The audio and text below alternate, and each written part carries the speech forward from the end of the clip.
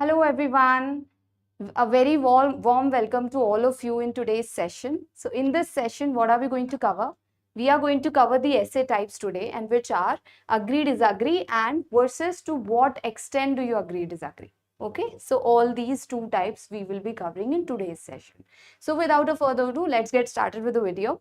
So the very first thing we have to look forward to is that why is this important? Why are these two types are very important in our writing task too? The main reason is that both the question types appear frequently. They appear frequently here in your essays. Okay, the frequency is like way too higher here in IELTS essays, essay types, task 2. And understanding the difference help you write clear introductions. You can then write clear introductions, choose the correct structure. If you are aware about the structure very well, you can actually write your essay, the whole essay in a proper manner, and then develop balanced or strong arguments. You can now start developing your balanced arguments. That's how it helps you, and then affects your task response and band score. Obviously, if you are aware about all the things you have to keep in mind while writing these essay task 2 types of essays, then definitely you would also be accomplishing your task achievement criteria, which is your one of the parameters which you have to accomplish while writing. Okay, now, this type 1 agree or disagree, let's have a quick look towards one example question here. So this is the question of ours, which says that social media has a negative impact on society. Okay, what does it say? That social media has a negative impact on the society. So do you agree or disagree? So this is your question. Now you guys have some time, you can think upon it. What do you believe in it? What do you think? That is it true that social media has a negative impact on the society? So if you agree with the statement, so you are going to go ahead with the agree part, right? Or if you disagree, then definitely you would be going towards telling me some pointers for the disagree, right? Not for agree. So thoroughly your pointers will be towards refuting, towards disagree. So let me quickly tell you one important aspect of it. So do you see here what is it written? Or. This or thing, what is it? It's a conjunction, right? It's a conjunction. So whenever you have this conjunction or, it means it specifies that only option. You have the option of choosing whether you have to choose agree from the intro to the concluding para. You have to completely go agreeing only. But if you choose disagree, then definitely from the intro to the concluding para, you would be going disagreeing only. You don't have any choice going partially. Okay. So here agree or disagree means whenever this or is there, you can just choose one side. From the intro para to the concluding para. You will just be going single-sided, explaining your stand. You can't just go partially here. Okay, the very important thing is this here. Next. You must clearly choose one side. I have already told you this, that you have to be it agreeing or disagreeing. You just be completely choosing one aspect, one side. Now, what's going to be the structure? As an overall format, I'm telling you here the structure. What's going to be the structure? So that's your structure here, wherein you see the very first para you make is the intro para. Which para? Intro para, in which you do what? You just paraphrase the question. The very first thing you do is that paraphrasing, and then plus opinion. You will also be providing your own opinion, that which side are you going to discussing, or are you going to be discussing about in this whole essay. Okay, which side you are at. You have to describe about that. You have to talk about that. And then body 1. In the body 1, you will be describing or giving reasons, giving some reasons of your agreeing, maybe whichever side you choose, be it agree or disagree. Your body 1 will contain some aspects, some pointers for that with examples. Okay, you will also be providing the examples to it. Later in the body 2, again you will be providing the different point of views, the different reasons as to why do you believe. In order to taking a single stand, why do you believe? So you have to again provide the reasons to it. That's all we are going to see along with the examples. Okay, then conclusion. So this is the whole overall aspect structure which you have to follow in agree or disagree types of questions. Now here, what is that tip? Avoid getting both sides. You must not describe about each and everything or about both the sides, that I agree and then these are the pointers for disagree also. You can't just go partially here, because the question is clearly stating this thing, that Agree. Do you agree or disagree? So or is mentioned. Or means you have to take a single stand here. Fine. Because it's not a question for discuss both views. When you have a question, you will be even having a different question type which says that discuss both views. Now in the question only it is mentioning. They are only asking you in the question itself that discuss both the views. Then you will be discussing both views, not in this one. Understood? Moving on, that to what extent do you agree or disagree? Now let's suppose if we have this one. This is a type 2 of the same. Okay, we were there previously discussing about do you agree or disagree. Now, even if the question asks you about to what extent do you agree or disagree, if your question is about this, then what will you do? Now, in this case, you need to choose what? You need to have all these three things. You can have in this manner. You are here allowed to choose fully agree stand. You can go agreeing fully. There's no problem into that. You can go fully agreeing also or fully disagreeing also. And you can here in this type of question go partially also. That partially I agree or partially I disagree. You can go partially also, explaining by having a balanced view. How? That 70% I agree and then 30% I disagree and vice versa. You can go in this manner, 50% I agree or 50% I disagree, this way. I mean, they are asking you in the question to what extent, to what limit. So you have to provide that limit here.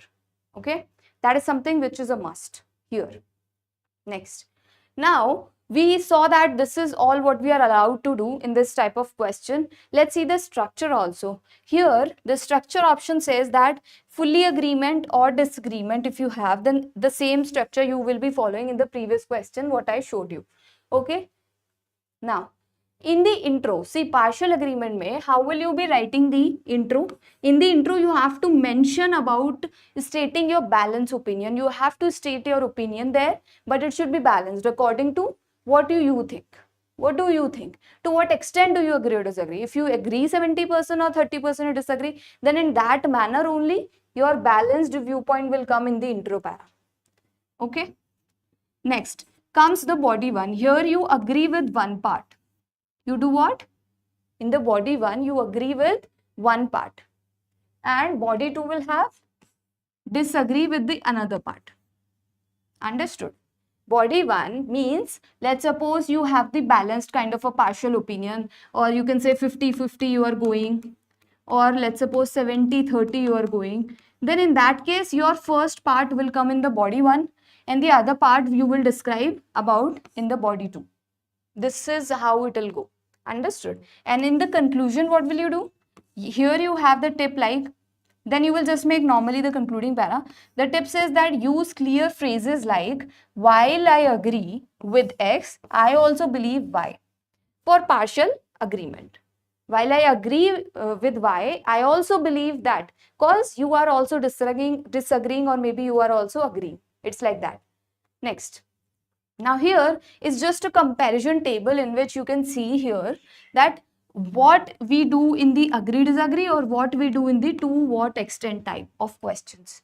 So here in the opinion flexibility, what is the opinion flexibility? How far can we provide our own opinions in this type agree disagree? It has to be the one-sided only. We can't provide partial viewpoint. So we are not allowed to do that.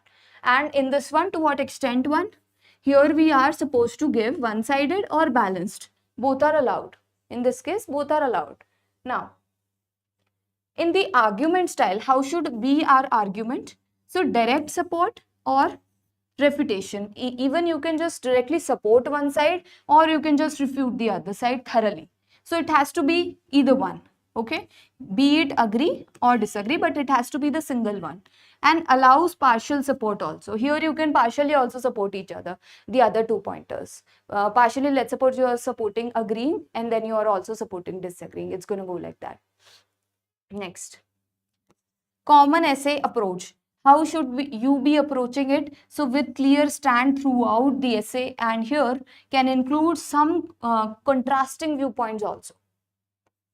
Understood? Example phrase, how should your example be? So I agree with the view that, that's how you can just start. And while I agree to some extent, here you would just mention this to what extent. to this extent, to a great extent. Like that you will be using the phrases. Now, useful language can be that if you are showcasing the fully agreement thing or disagreement thing, then you will be using things like this. I completely agree or disagree that. You can use this way. Then there is no doubt that I finally believe that. Okay? That's how you can use it. Later on, to show partial agreement, what will you do? I agree to some extent. However, now you are showing the contrast. Okay, there is a contrast figure now. And while I agree with X, I believe Y. Although I support X, it is also important to consider Y. So all these things you have to put in place here. Next, common mistakes. What are the common mistakes which we always have to avoid while writing for this? Are mixing both views in agree-disagree type. This is not a agree-disagree type of a question. You need to note down that.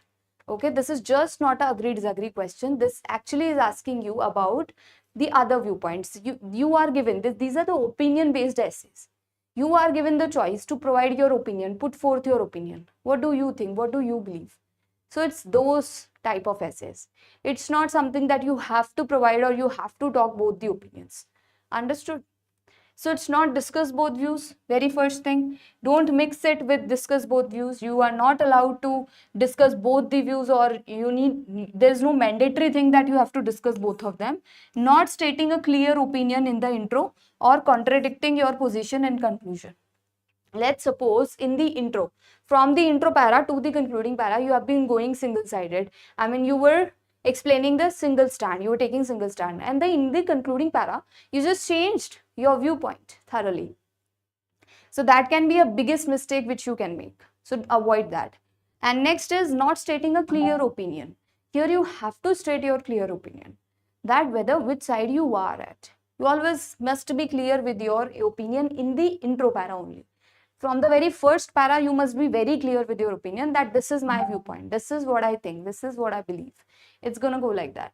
Now, read the question prompt carefully, stick to one approach throughout and use the linking words. Next, there is a quick practice which we are going to do. As you can see over here, now I am going to ask you guys whether what do you guys believe, that this is agree or disagree, and this is to what extent. Okay, so first question is, technology makes people less social. Do you agree or disagree? Which question type is it? Which type of question is it? Here you have to take what kind of a stand? Tell me. Here you will be taking only a single stand. You just can't go explaining partially both the things together. Understood? Next one is, young people should be required to do unpaid work. To what extent do you agree or disagree? Okay. Now here you have got again, to what extent means, now you can even take a partial stand here. Here you are allowed to take even a partial stand, or if not, then you are allowed to even go fully agreeing or fully disagreeing. There is no as such restriction here. Next, the internet should be censored by governments. Do you agree or disagree? Now this is your question, which is asking you actually that internet should be censored by government. So do you agree or disagree? Again, they are asking you the choice. The choice and the ball is in your court. You have to decide, right? So you can either go single-sidedly explain. You have to go single-sidedly explaining, either completely agree or completely disagree. That's how it goes. Next, now that's your question. Write an introduction, one body para for this question. Schools should teach money management to students. To what extent do you agree or disagree? If that's your question, you then have to make your answer ready for this question. Okay, it's asking you to what extent. If you have some contrasting viewpoints also, you can put forth your viewpoints accordingly. You can have a balanced stand also. Understood? Now this is a sample answer for the same question which we just read, that it is asking that schools should teach money management to students. Is it true? So to what extent do you agree or disagree with the statement? That's what they are asking. Now the band, it's kind of band 8 plus answer. In this manner it will go. Firstly, you will have the intro para, in which you do what? You just do the paraphrasing. Let me show you the structure only first. What's that whole structure which you will be following? So that's the structure in which intro contains the paraphrasing of the question. That's the first aspect of it. Next, clearly state your opinion, whether what do you think, you believe, and it can be fully, in the case of to what extent, right? Then optionally mention 2 supporting points. Here you also are supposed to provide your thesis statement. You also have to provide your thesis statement.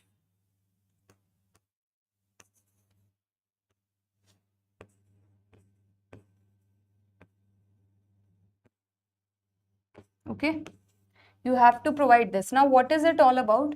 What do we understand with the thesis statement? We understand it as in the thesis statement, what do? We just tell that this is what we are going to be discussing about in the impending paragraphs. That's what you discuss about in the thesis statement.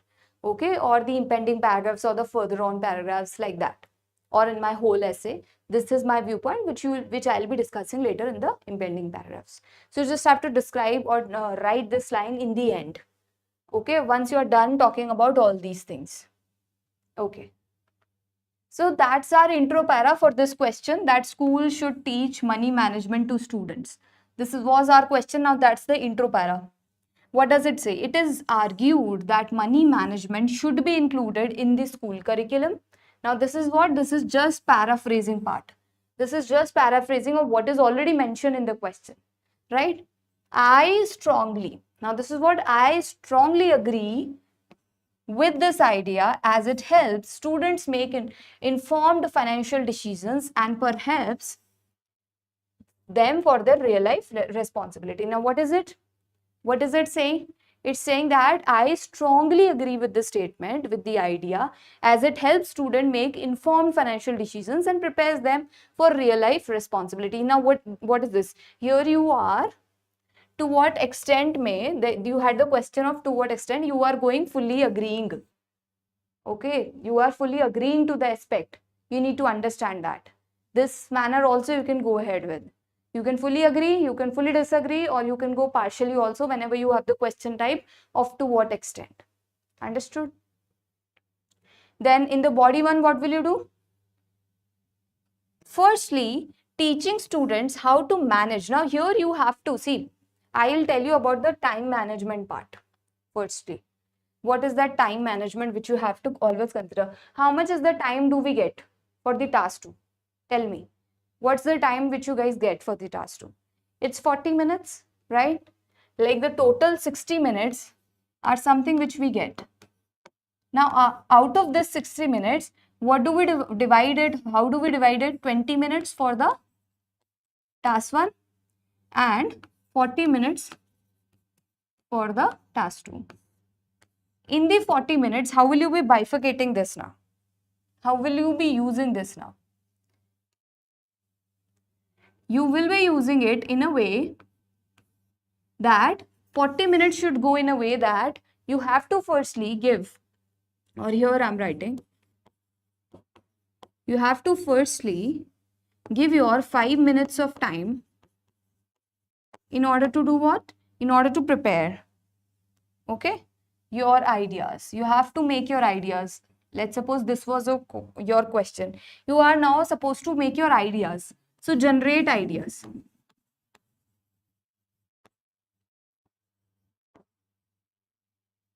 Okay. Next thing, in 30 minutes, you will do what? You will now do what? Respond.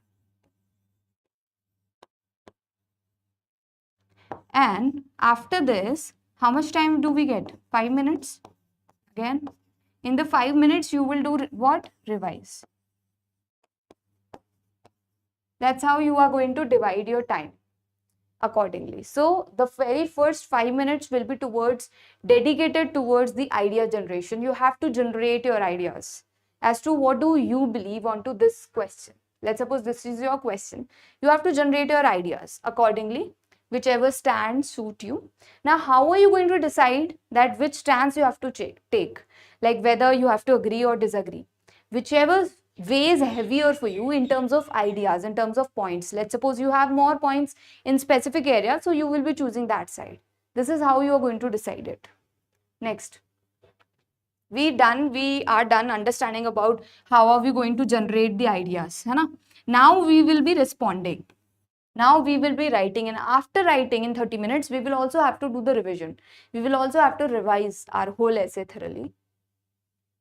Fine. So it is our body 1, which says that firstly, teaching students how to manage money at an early age promotes responsible.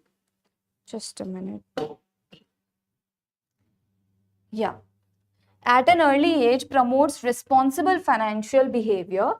Okay, most adults face challenges with budgeting, saving, avoiding debt simply because they were never taught these skills in school.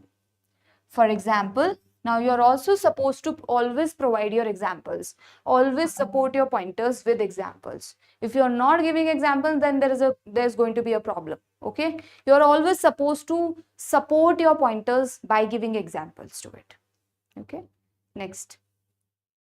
Now, for example, if teenagers learn how to track their expenses or understand interest rate, they are less likely to misuse credit cards later in life. Therefore, you have to always use such words here all the time. Like firstly, therefore, not because, net, hence. You can use hence, therefore. Money management education can reduce future financial stress and increase independence. Now, the next we are going to read is our body 2. Secondly, schools are meant to prepare students for life, not just academics, including practical subjects like budgeting, taxes, saving plans, make education more meaningful. Many young people leave school with theoretical knowledge but lack the clarity to handle real world challenges such as paying bills, managing loans, or understanding investments. Now, introducing such content will bridge the gap between education and adult life. That's what your body 2 says. Now, coming in the concluding one. So, in conclusion, I believe that teaching money management in schools is essential. It's not only fosters, that is boost, that is improve. So, it not only fosters financial responsibility among young people, but also equips them with crucial life skills. Thus, keywords like this are a must. So thus, I fully support the integration of the financial education into the school system. That's how you guys are going to write it. That is the structure, kind of a structure which you guys always are going to follow. Understood? I hope there is no confusion in this now, right? You just have to learn, you just have to make your pointers. If you are already done, let's suppose you've already made your points, then this is not going to be a difficulty for you in writing later on. This will even save your time, a lot of your time, right? Okay. Moving ahead, we already understood what's the structure of ours, right?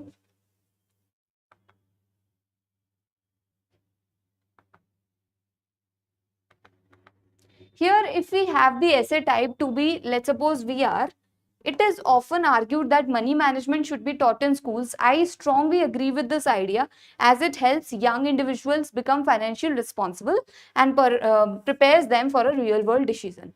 These arguments will be further discussed in the impending paragraphs. These are what? This is your thesis statement.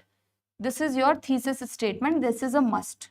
You always have to provide this kind of a statement in your essays all the time. Okay. So these are the things which you do in your body paras. You do what? Topic sentence, that means stating that what you're supporting, an explanation of the same pointers, using examples, and also linking back to your opinion that why do you think so? Why do you believe so? Okay, in the body 2 also, it's gonna go the same manner. This is the optional para. If you want to make, you can. Now here comes the conclusion, and here you are just going to summarize your pointers. That's it. So yes guys, that's about today's session. I hope you enjoyed this session and this was an informative session. So I hope you will not be making such silly mistakes and you will always be incorporating whatever we have learned crucial in writing essays. So thank you so much, and we'll be soon looking forward to another session with you guys. Thank you so much. Take care. Bye-bye.